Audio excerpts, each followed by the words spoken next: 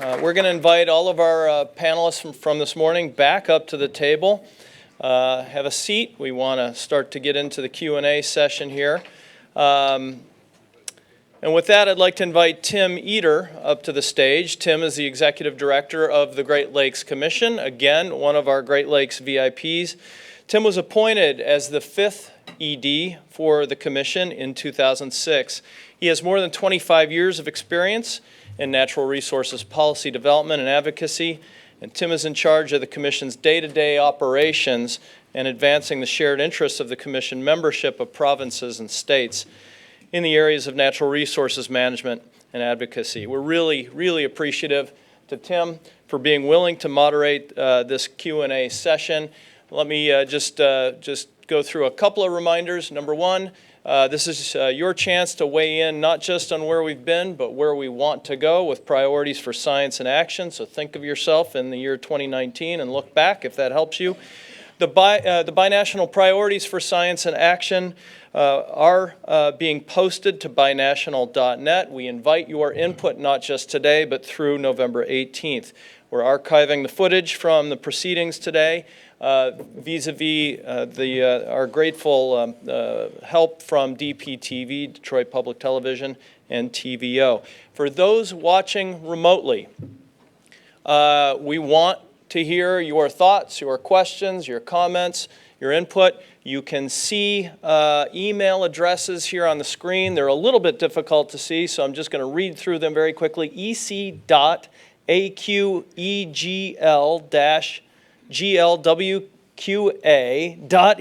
very long, sorry, at canada.ca, or if you're from Canada and you want to use the U.S. because it's a little bit simpler, glwqa, and I realize Canada has language requirements too, glwqa at epa.gov. Either way, they should be able to get to us. But we welcome people from around the basin who are not able to join us in person to weigh in as well. So with that, Tim, we'll hand it over to you. Thank you. Cam, before you leave, just two questions. Is there a way for people remotely to get their questions into us so that, and how do they get up to me so that I can, you're going to? I'll run them if there are any. You'll run them to me. Carla okay. is our relayer, yeah. And my second question is, what is the mechanism for recording the questions and comments that you hear? Are there note takers or scribes that are officially taking note of the questions so that those get relayed back to the folks working on the annexes? Yeah, that's part of it, and we also have the footage as well. Carla, any other mechanisms? Those are the big ones. Tim, also to just make your life easier too, since we had some microphone issues yesterday, if we have I hope we don't have another microphone issue today, but if we do, let's just repeat the question as well so that everybody can hear it. Okay? Will do. Great. Okay, thank you very much. All right. This is your time. I welcome the opportunity to hear from you. We have the speakers from the two panels on both nutrients, algal blooms, and habitat and species up here, and so I will be taking your questions and directing them to the speakers and presenters. I see someone at the microphone already. If other people want to gather your questions and proceed to the microphones, we'll take those in order. Yes, sir. Good morning. It's not on. I don't know if that's on. Can you hear me? No. Speak. Bonjour. Anin, good morning. Chief Dean Sayers, Ogema, Nimbanagojing, Goyakasid, Dishnakaz, Badrunang, Donji, Gijak, Dodem, Nishnabe, Nene, and Gichigamanene, and I'm a chief from the Ojibwe Nation. I am living in close proximity to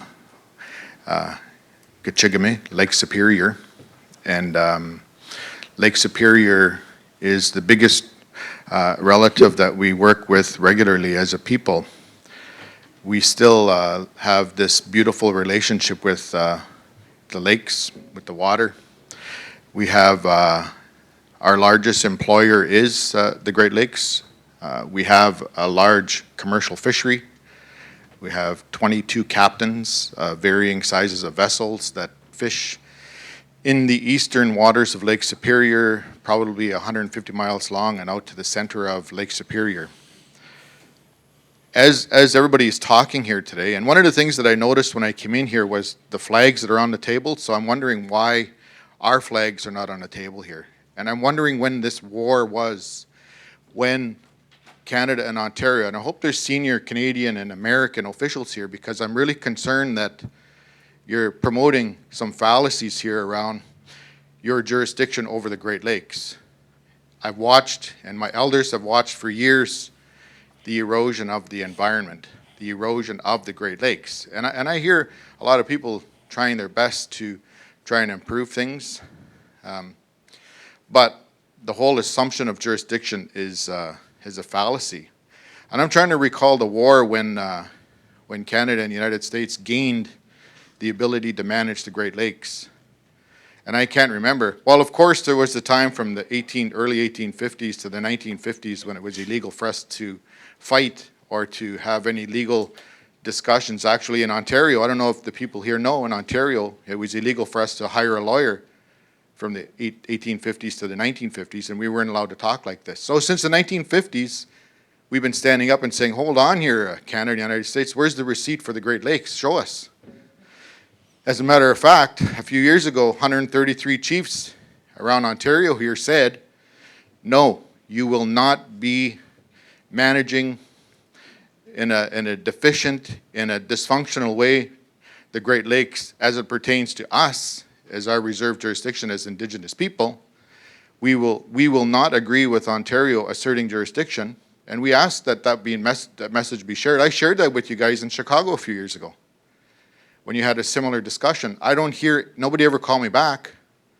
Nobody ever said, okay, Chief, we recognize your jurisdiction, we'll put your flags on the table here too. We'll have Indigenous people, so that first level, that first table where the decisions will be made. And our secondary governments, the United States and Canadian governments, will sit secondarily and will advise you, because you guys have been doing a really great job of managing the Great Lakes for thousands of years. So yes, you didn't compromise that, you still have the jurisdiction, we'll give you advice and you guys will make the decisions. That's not here again. Again, there's a promotion of a fallacy, of a lie, that these visiting governments have jurisdiction, and you don't.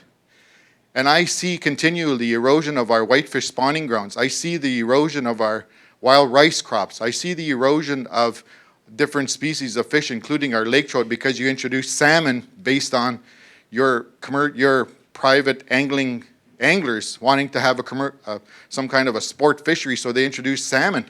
Your governments endorsed the introduction of salmon.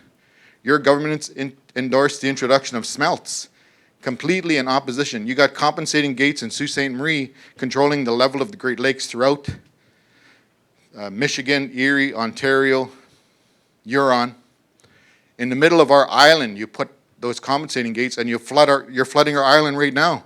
The International Joint Commission is flooding our islands, flooding where we live, flooding our fishery. The whitefish spawning grounds on the shores of Lake Superior are being compromised because of your corporately driven decisions to allow for the differencing of the levels of the Great Lakes based on your corporate industries and your corporate needs to have deeper channels so that your big corporate boats can take out the ore and the gold and the silver off our lands. We can't condone that anymore. And I'm not asking for an advisory position here today. I'm not asking if you can put us in some fourth or fifth level of advisory to whoever. You guys need to be advising us, and we make the decisions. Sturgeon. Do you know the stories about the sturgeon and their role? Just like human beings, their role is to look after the cleaning of the bottom of the lakes. And the status and the health of the Great Lakes is a marker. The marker is the sturgeon for us. And they're similar to humans. They have the same job as we do on the land to look after the environment. Lots of Indigenous knowledge that is just going on the wayside. And luckily we're able to say this today. I'm not going to be arrested when I leave here and taken out and shot today. That's just changed in the last 60, 70 years. So the question is, for those American officials here, the senior Canadian officials here, when did you get the jurisdiction over the Great Lakes? Do you have a copy of the Great Lakes receipt? If you don't have that, you cannot exercise that power any longer. You need our permission. I thank the Tuscarora Nation for coming in and providing some clarity around our reserve jurisdictions. We have a treaty with the Tuscaroras as well. We have a friendship treaty where we're going to continue to live by that one dish with one spoon, and many other really legally binding agreements, including, did you know, the people here, that those 22 fishermen that are on Lake Superior, and this is a question, did you know that Botswana in your foreigners' courts asserted the jurisdiction over Lake Superior, and we had all of the evidence and the documentation to support our management of Lake Superior, the fishery and the lands, and that we won in Ontario's court, and actually we are managing Eastern Lake Superior, we manage the fisheries, we issue the licenses. There is no license for the Indigenous people on our territory from any settler governments to fish, as we're in the habit of doing.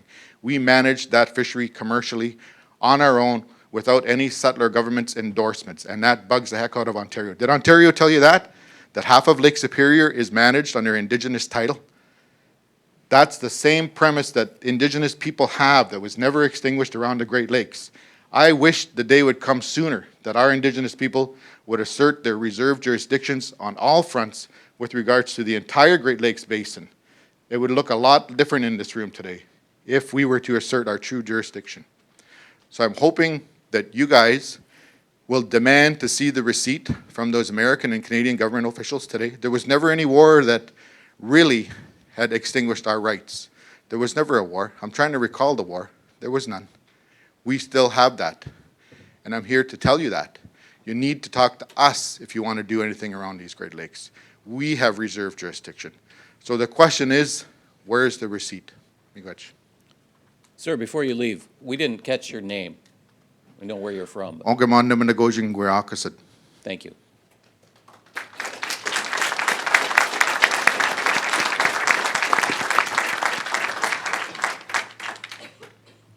Is there anyone from the federal governments that wants to respond? We'll do it after the session. Okay, very good. Thank you. Yes, sir. Mark Fisher, Council of the Great Lakes Region. I have a question for Susan and Tinka with respect to Lake Erie. So you talked a lot about the unique dynamics of Lake Erie, its depth, the speed at which water moves through the lake. In your research around algae and how the lake is responding to phosphorus, have you looked at processes like the shallowing of the lakes as a result of isostatic rebound that might further sort of precipitate the way this particular lake responds to phosphorus loading in the lakes? Because as we all know, it's a lake that's getting shallower over time.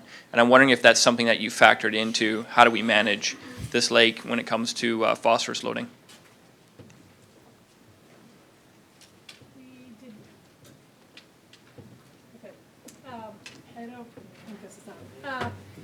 We did not look at that specifically. There are several physical factors in the lake that play a role. And what we looked at is what we could actually attempt to control. So we certainly don't have the ability to control isostatic rebound, but we do have the ability to potentially control the loads that go into the lake. So we do understand that weather, winds, a whole variety of things do play a role in that. And so that is one of the things that's going to make this very challenging, but we do recognize that we do have some ability to control the loads, and that's where we're going to focus our efforts. Okay, great. Thank you.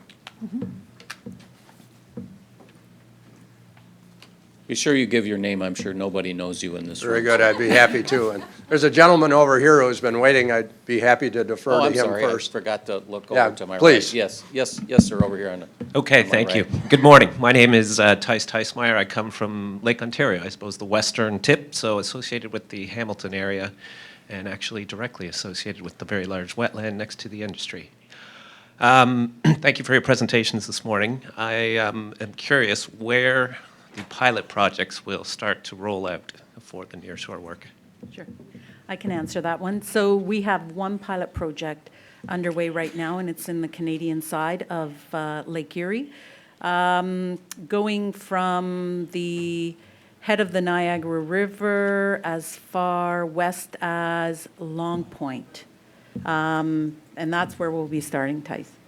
I'm not aware that there's a pilot on the U.S. side at this time, although I know there has been some discussion very recently, as of last week or the week before. So there may be one getting underway, but the one right now is on the north shore of Lake Erie in the east end.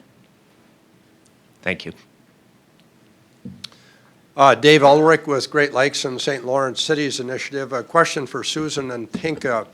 And I am interested in knowing, in connection with the domestic action plans that are under development, how specific are you expecting them to be in terms of, if you will, specific cities, landowners, amount of reduction per entity that is out there, and timeframes for them?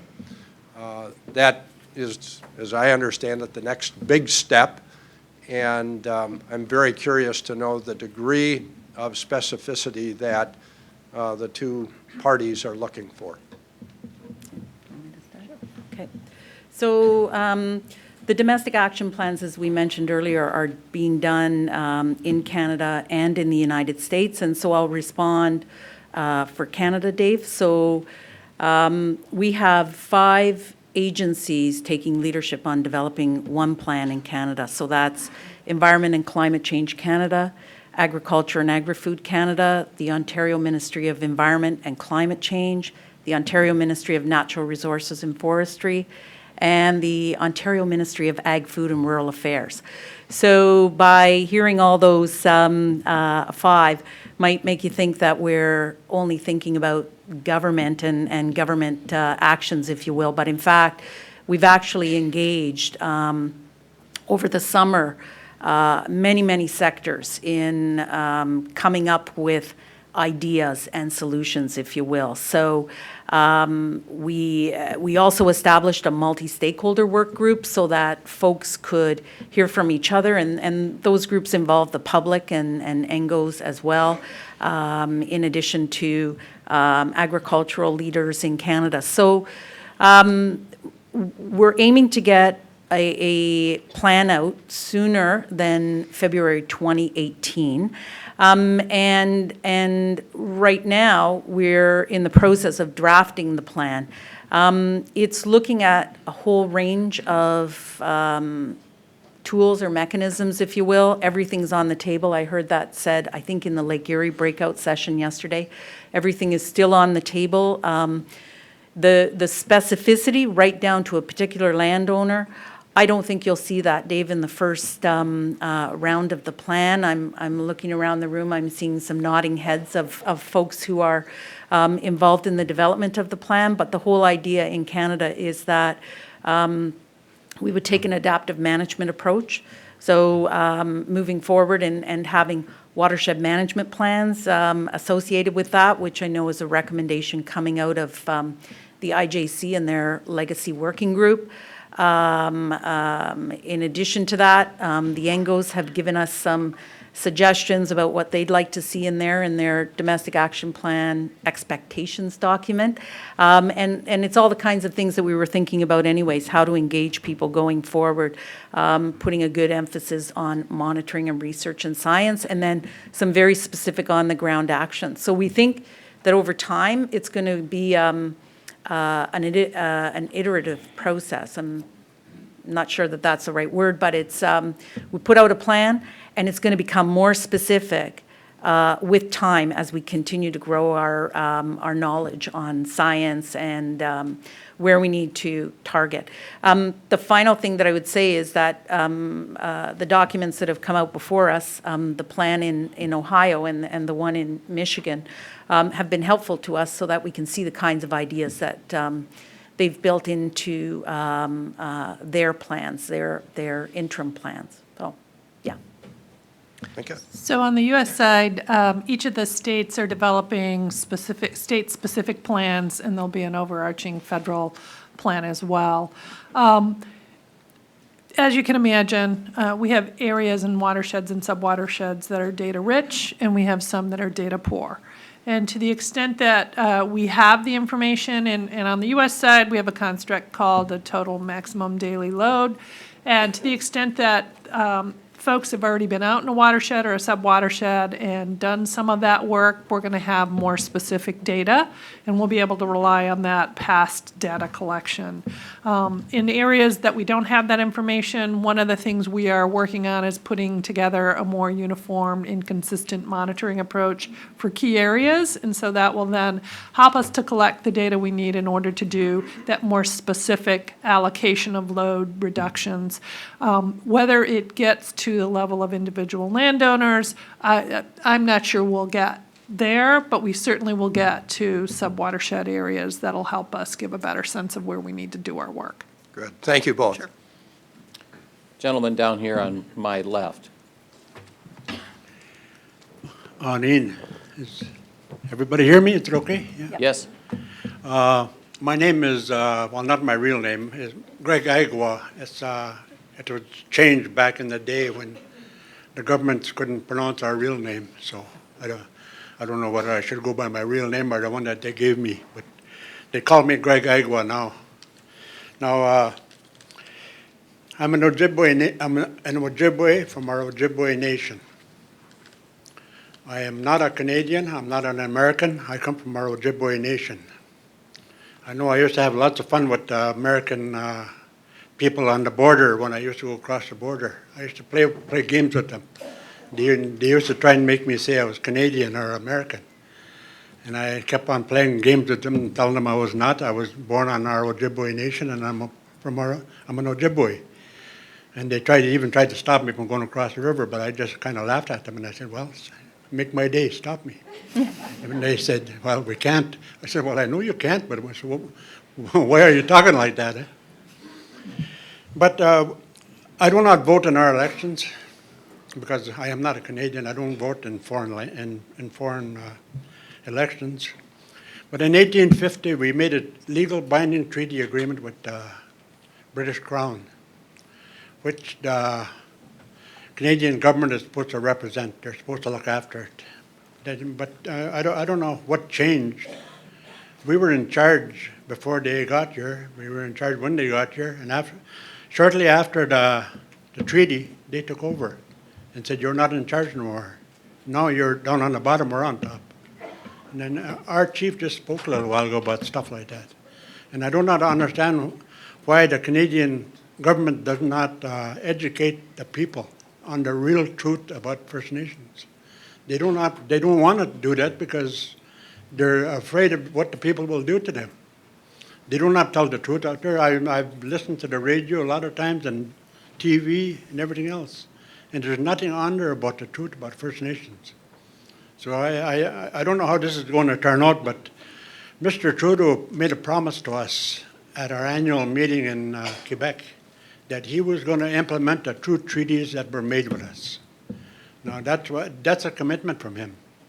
So if when that happens, your Great Lakes stuff here is going to change dramatically, and you will find out yourselves what the real truth is. Because we have to all live together, and we have to all make sure that that Mother Earth and the water and everything else is taken care of. And there's nothing wrong with that. There's nothing wrong with a lot of the stuff you're doing. You're doing some of it right. I can see some of the stuff you're talking about that you're not doing right, but I haven't said anything about it because I listen to you talk, and it doesn't make sense sometimes when you say stuff. Eh? Just like on Lake Superior. Way back when I was young, when I was a kid, we used to go out on a little punt boat and fish, and we used to catch nice trout, real good trout, big trout. But I don't know where they all went, but I kind of found out after that the Canadian government legally they let these people come in and dig up the shoals where the fish spawned. They dug up a lot of the spawning grounds, and we put a stop to that after when we found out what was going on. Eh? And I don't know how much damage they did to it, but they did a lot of damage to it. Now, like stuff like that, I don't understand why people do that. When you guys got here, it was perfect here. We looked after it. We made sure everything was taken care of. And all the things that you got from your countries and brought here, it don't fit here. I mean, maybe some of it might work, but most of it don't fit. You have to go back to the way, I know we're never going to get things back the way they were. It'll never happen. And I don't know. I hope to see some change in our Great Lakes at some point, because our area up there is starting to get affected also, more and more. And I used to have, I'll tell you about this dream I used to have. Well, I've done about this quite a few times, about putting a brick wall right across Lake Superior on the border and letting the American side take all the water they want. Our side will be looked after by us. It'll be kept where it's supposed to be. No, I don't think that dream will ever come true, but that's one of the dreams I had a long time ago. Okay, miigwech. Thank you, sir. I wonder if Lori or Sue, if you want to respond to, about any of the efforts to restore habitat for native species. He spoke about lake trout, any of the annex efforts that specifically address restoration for native species that you want to address? Sure, I'll raise a couple of points. I can't specifically speak to lake trout, but under the biodiversity conservation strategy that was finalized in 2015, and it was finalized through a very large collaborative effort and was lots of engagement of others, First Nation tribes, the public in that. The biodiversity conservation strategy and the folks working around the lake came up with a number of conservation targets. So although within the new, two annexes, the Habitat and Species Annex, we have an overarching goal of net habitat gain. Within the Lake Superior Biodiversity Conservation Strategy, there's about 7 conservation targets there for habitat. It could be 1 or 2 more. But within those, the constituency around the lake has identified why these are specific targets and why they're important. And so when I'm thinking of conservation targets, they're for specific areas. So for the shoals, for certain habitats within estuaries, river mouths, and so on. And so to the extent that the different fish species are using these particular areas, that's why they've been identified. And so if you were to look at the biodiversity conservation strategy online for Lake Superior, you'll see it's a very easy read and a good read. It's about a 20-page document that has these overarching goals for specific areas to conserve and why they're important, which species are using them, and that's why the folks want to protect these areas. But then you'll also see that the folks around the lake have also said, let's drill down to the local level. So there's about 15 or 20 regional plans that look specifically at different areas around Lake Superior. My guess is that the area that the gentleman just spoke about is captured within one of those very local specific plans. I can't be sure though, but I'd certainly be happy to talk to him at the break. Thank you, Sue. Yes, sir.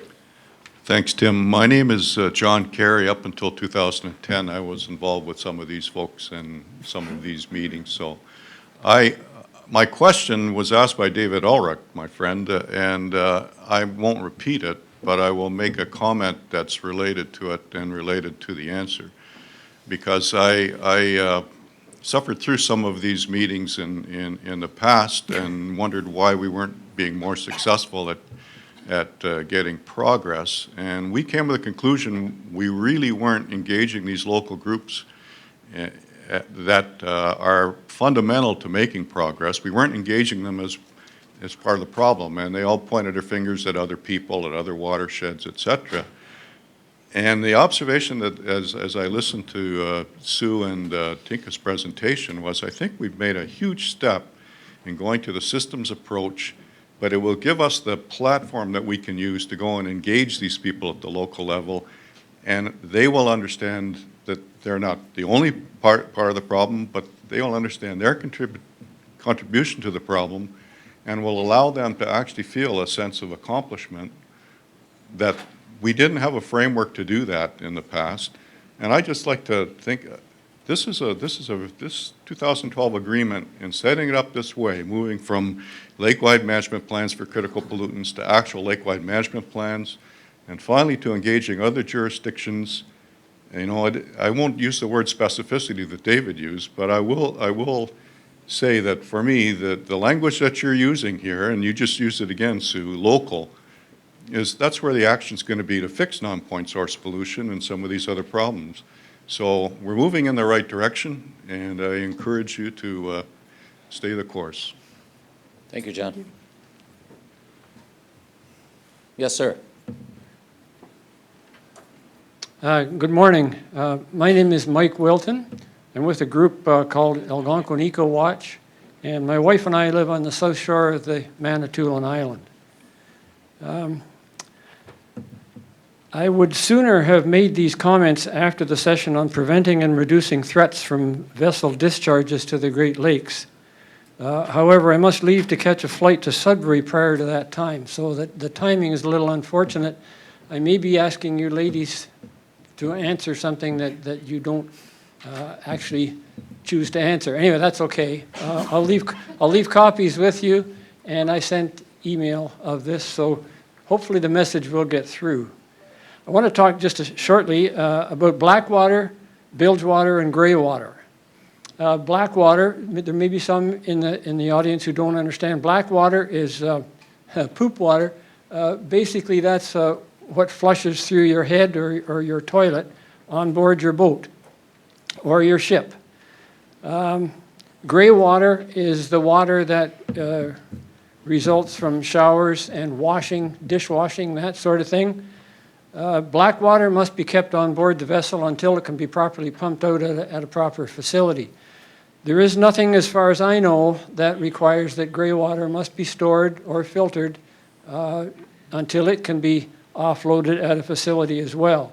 Bilge water is the water that collects in the bottom of the hull, and as far as I know, there is no requirement in Canadian waters to contain that or treat it properly.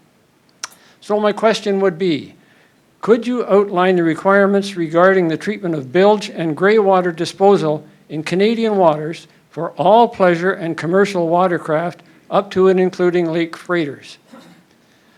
I'll just continue on, and you can make a comment perhaps at the end.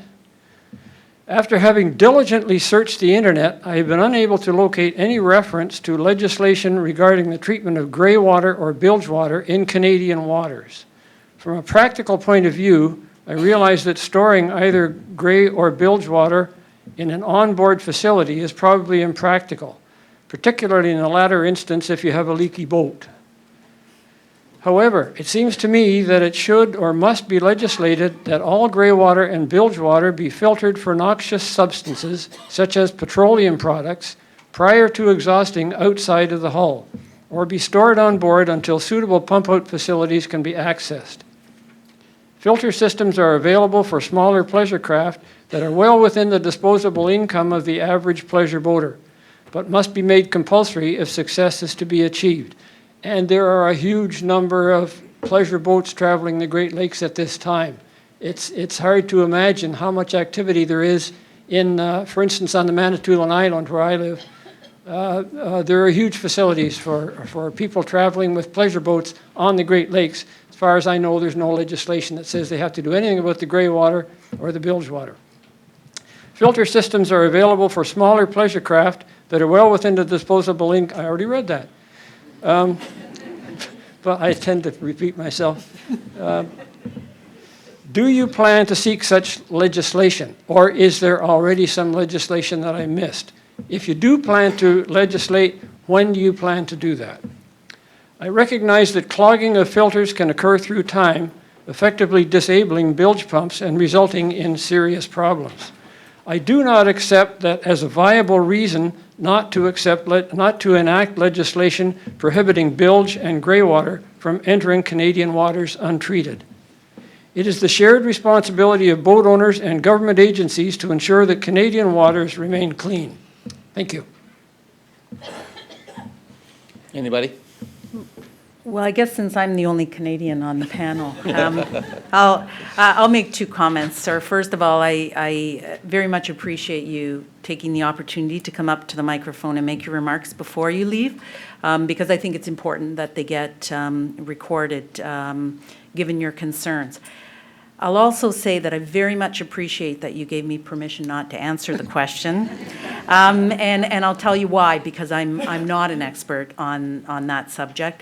But my colleague who will be presenting later this afternoon, Chris Wiley, talking all about ballast water and so on, perhaps could build it into his remarks, or at least take the opportunity to get back to you on that. And we may learn from him that there's a difference between what the federal government in Canada regulates and what the provincial agencies regulate. But getting you the information and I think is better coming from him. Thank you. Thank you. Okay, we'll take a question over here, and then we have one that came in electronically. Thank you very much. My name is Jeff Rydell. I'm with the St. Lawrence River Institute of Environmental Sciences, who works with many partners in the St. Lawrence, Lake Ontario, and Great Lakes system, and are very proud partners with the Mohawks of Akwesasne.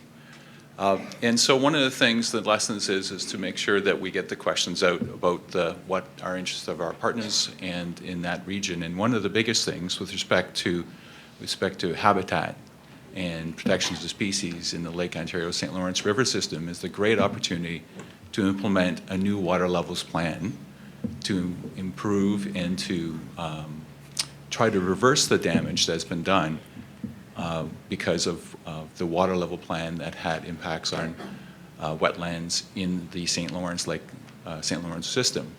So could you please update me on the progress with respect to implementing Plan 2014, which has gotten unanimous or close to unanimous support by environmental groups and many of the agencies that you represent? Okay. Yeah, parking lot. Yeah, bike rack. Sorry. Yeah. So we'll address that later on if you don't mind. Okay. Thank you. Thank you. Okay, we had a question that came in by email from John Fisher, and this is for the Lori and Sue. Have you considered providing an interactive website that provides organizations and individuals with access to funding programs that relate directly to the goals and objectives of the Habitat and Species Annex objectives? This would be a tremendous resource for communities to directly support larger basin objectives and to engage actions that will improve the overall health of the Great Lakes. Perhaps such a website exists. If so, please advise. I think it's a great idea.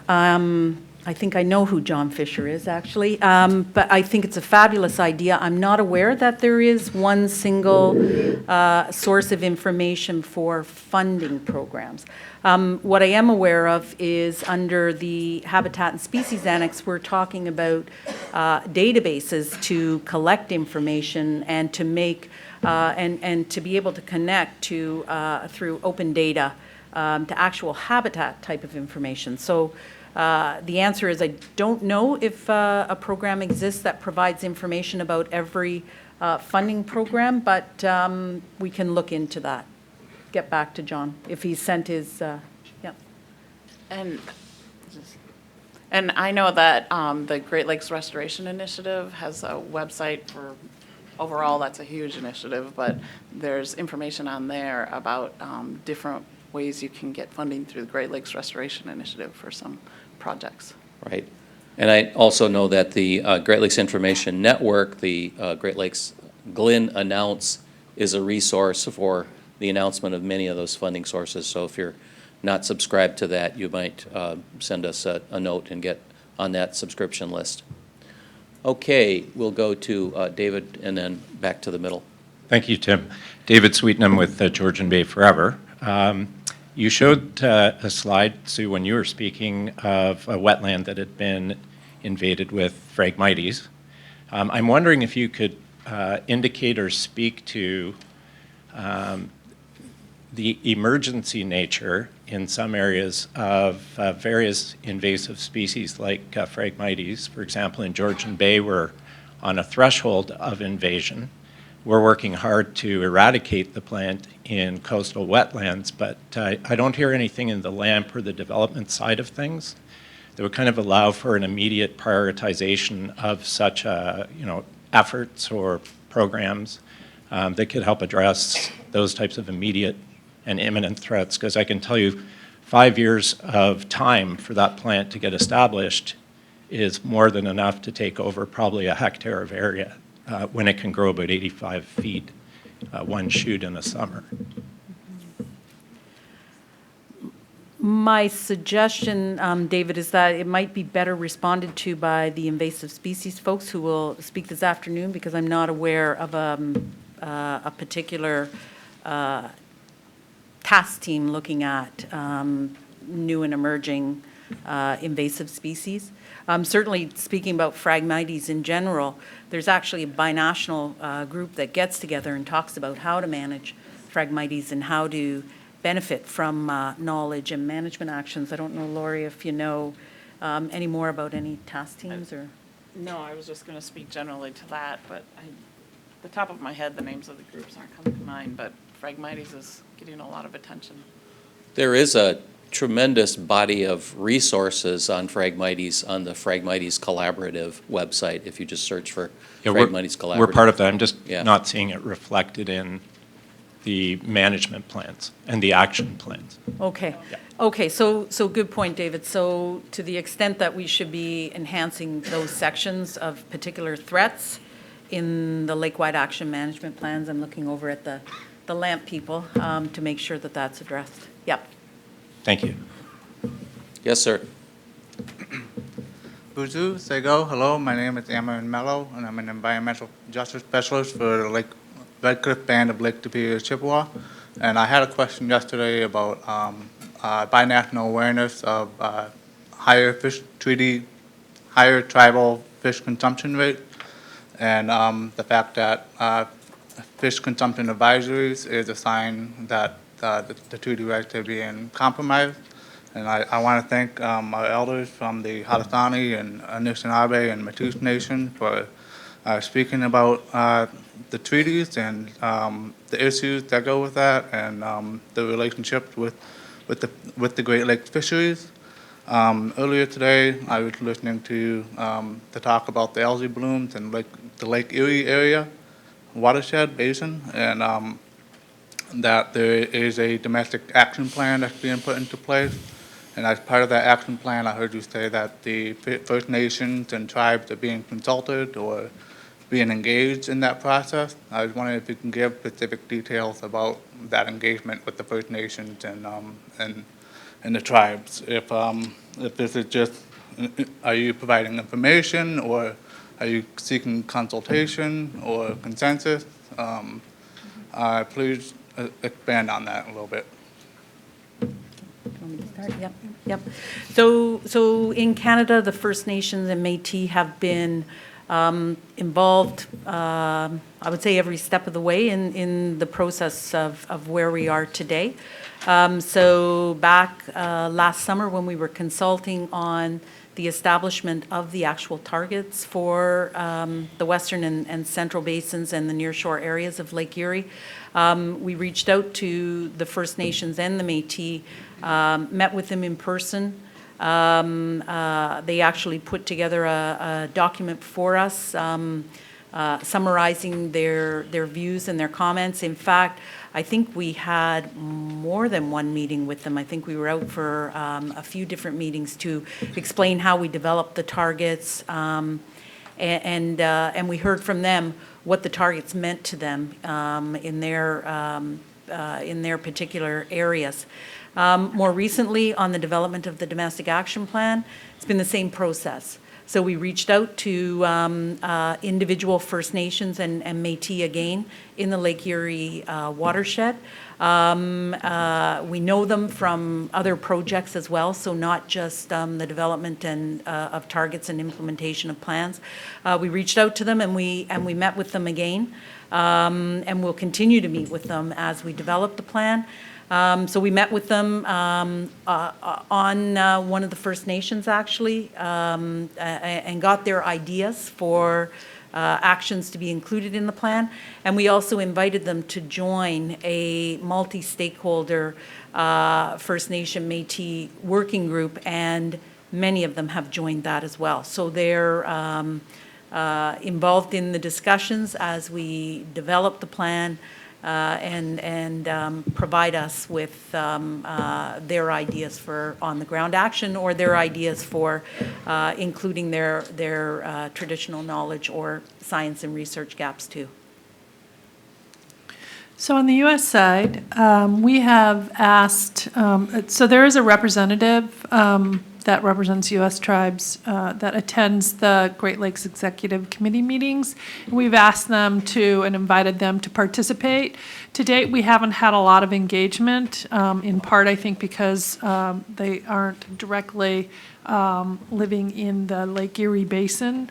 So if folks are interested, they're more than welcome to contact me, and we can talk about opportunities to get more engaged.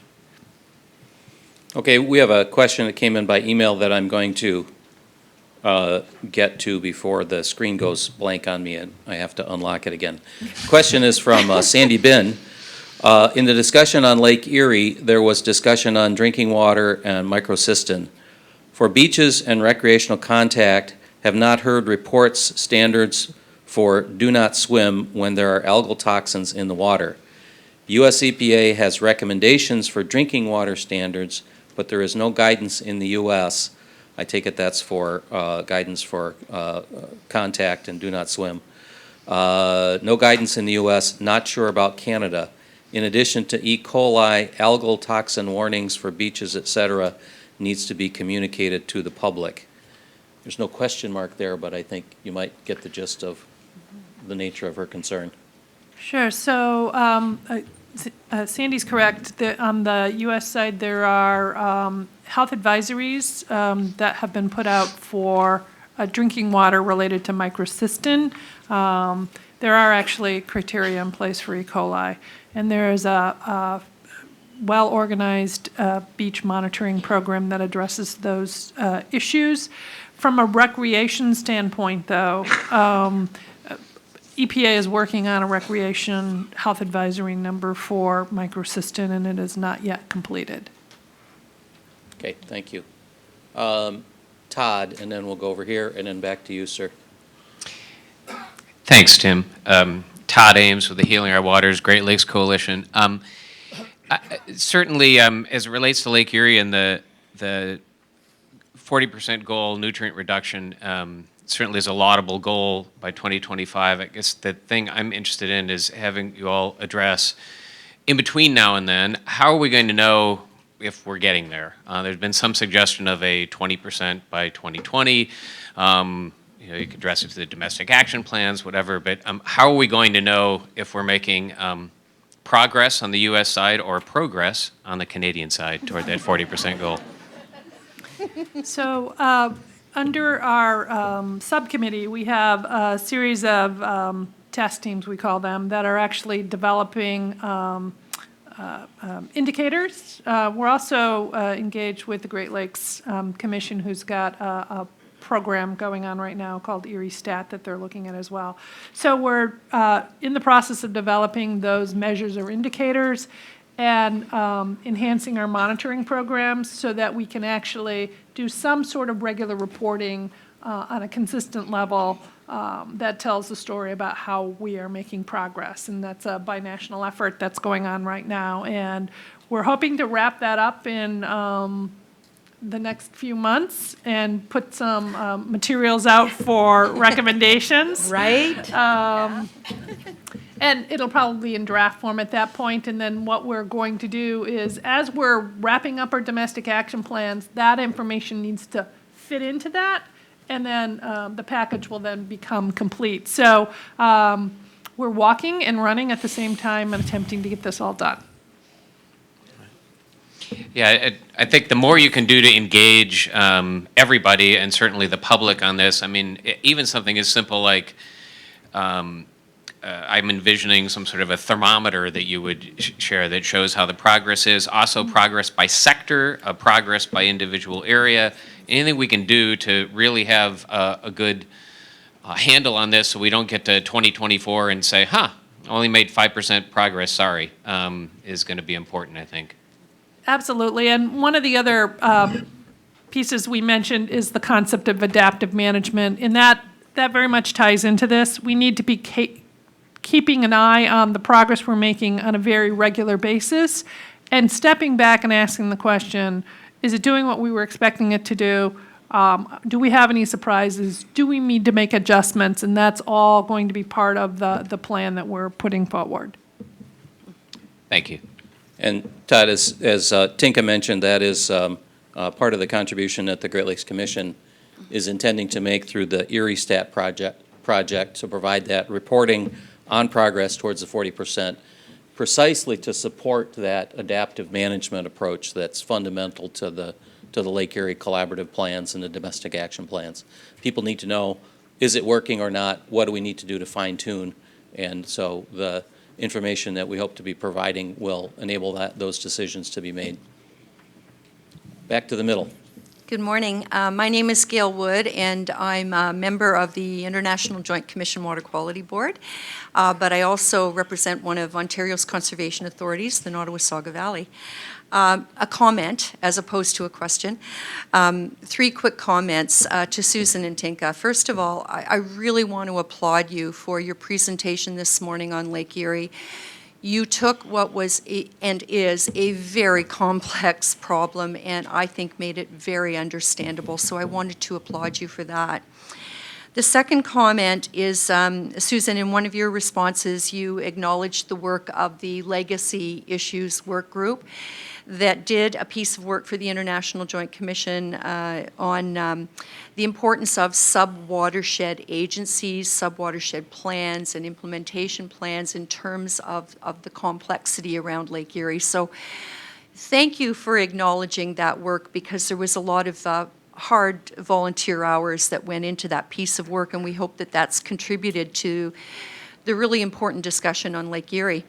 I'm going to switch hats from the IJC and just conclude by saying that I also represent Conservation Ontario and conservation authorities, and we are ready, willing, and able as sub-watershed agencies in Ontario to assist you with your action plan, not only in terms of monitoring, modeling, but also the hard work of stewardship initiatives in terms of addressing phosphorus loads from both urban and rural sources with our myriad of partners. And we really hope that we can join your discussion on your action plan over the next few years to make sure we meet those targets and assist the governments in the hard work in front of us with Lake Erie. So congratulations on the work that you've done. Thank you. And a comment, if I may, Gail. So we've very recently reached out to the conservation authorities around the Lake Erie Basin, and in a face-to-face meeting with them said, share your actions with us. Let's build those into the domestic action plan, because, and people will get tired of hearing us say this, but we don't have all the answers. And within Canada, the 5 agencies that I mentioned earlier, we don't have all the answers. And so to the extent that we can bring everyone else to the table with their solutions and their actions and ideas, the hope is, as we knit it all together, we come up to the 40%, or we identify where we have gaps and say, what more do we need to do? So good point. Should have emphasized that more, but the conservation authorities are engaged. Yeah. Okay, it is just a little past our quitting time, but we have 2 speakers at the microphone over here, so you 2 gentlemen will get the last word. Abujo, Ogema Nibinagojing Goyakzit Shnakaz. Again, Ogema, Chief Dean Sayers, Batchewana First Nation, Ojibwe First Nation on the shores of Lake Superior, Baoting, Sault Ste. Marie. I'm not sure if everybody is aware of the foundation of the assertion of the jurisdiction by the settlers. And again, we're going to call on the settler governments to remove the doctrine of discovery and terra nullius. We are human beings. We have managed these lands forever. You cannot use the premise of the assertion of jurisdiction based on the doctrine of discovery. That is completely illegal, immoral, unethical, and wrong. So Canada and United States, you need to stop that unethical practice of asserting jurisdiction based on the doctrine of discovery. That's immoral. You cannot do that. We're here. We are Indigenous people that have our uncompromised jurisdiction. Canada's representative talks about consultation and accommodation, and that's a load of garbage.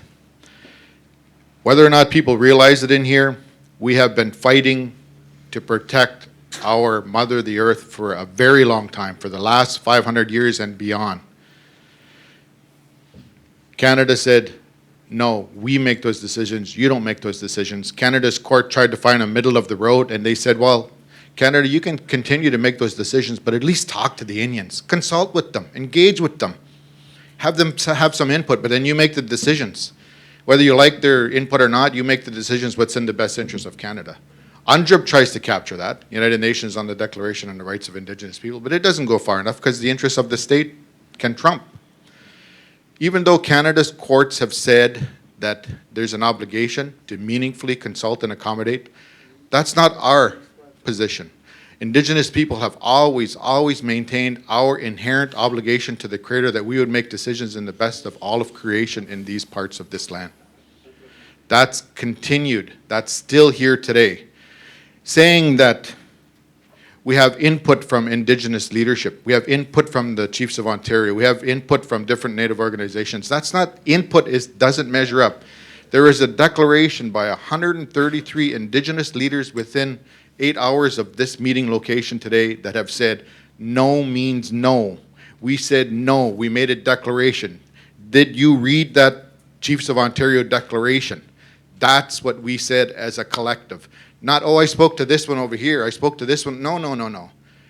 We expect to have our free, prior, informed permission to be respected by the visiting governments of these lands. If we say no, we mean no.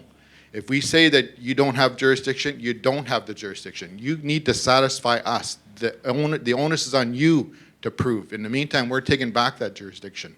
If you believe you have jurisdiction over the trout, if you believe you have jurisdiction over the water levels, if you believe you have jurisdiction over the sturgeon, if you believe you have jurisdiction over the tributaries, show us the receipt. Until you can show the receipt that you have jurisdiction, including the International Joint Commission, if you can't show the receipt, it's under Indigenous care and control as per our original instructions. And I'm not asking for permission for you to recognize that. That's the truth. That's the law of these lands. Miigwech. Thank you. Yes, sir. Alain, bonjour. Ninwa banong ano na edish nakas, maayang na lolom. Bawating rankin dunje. Joan mishanang ginwa ni Gio, nin bangikin kinamanish na be mawin. Gishem na dom shumis. Joan mishanang. Good morning to you all. So happy to see a bunch of happy faces out there. I too also come from the community of Batchewana, and Bawating is where I said I come from. And the word Bawating refers to that area up there that has become known as Sault Ste. Marie.